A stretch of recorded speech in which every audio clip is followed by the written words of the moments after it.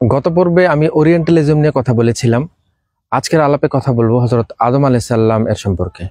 পৃথিবীতে যতগুলো আসমানি ধর্ম রয়েছে, ইহুদি ধর্ম, খ্রিস্টান ধর্ম এবং ইসলাম ধর্ম, সবাই বিশ্বাস করেন তাদের আদি পিতা হচ্ছে হযরত আদম আলাইহিস সালাম। চলুন আজকে এই হযরত আদম আলাইহিস সালামের সৃষ্টি রহস্য সম্পর্কে আমরা জানব। হযরত আদম আলাইহিস সালামকে আল্লাহ তাআলা কিভাবে সৃষ্টি করেছিলেন? হযরত আব্দুল্লাহ ইবনে আব্বাস রাদিয়াল্লাহু তাআলা আনহু এবং ওহাব ইবনে মাম্বা রাদিয়াল্লাহু তাআলা আনহুর একটি বর্ণনা মতে যে হযরত আদম আলাইহিস সালামকে 6 জায়গার মাটি দ্বারা তৈরি করা হয়েছিল।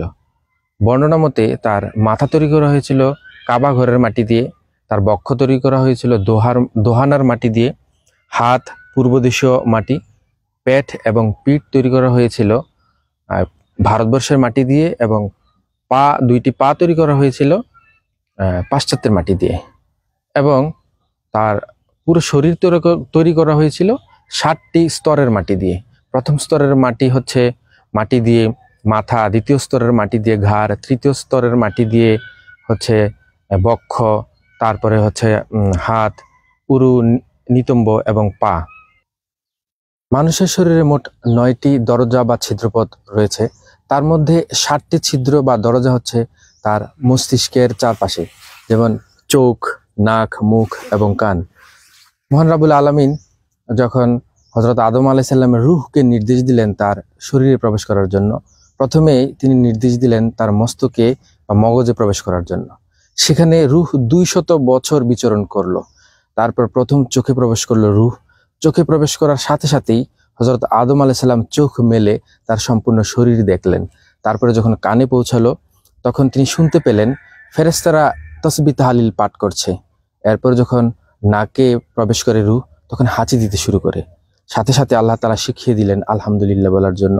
প্রতি উত্তরে মহান রাব্বুল আলামিন উত্তর দিলেন ইয়ার হামুক আল্লাহ।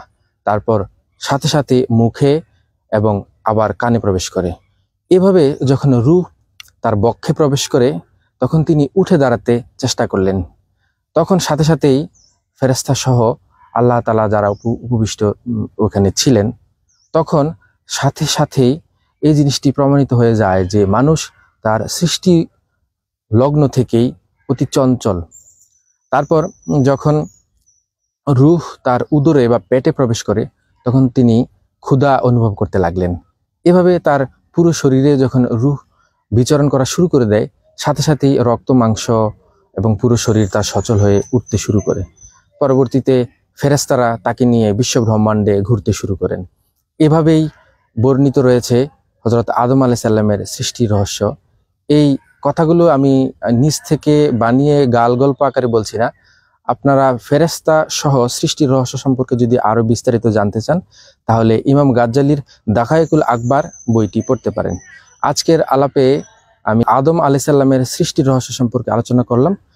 পরবর্তী কোনো আলাপে আপনাদের সাথে দেখা হবে। সবাইকে ধন্যবাদ। আসসালামু আলাইকুম।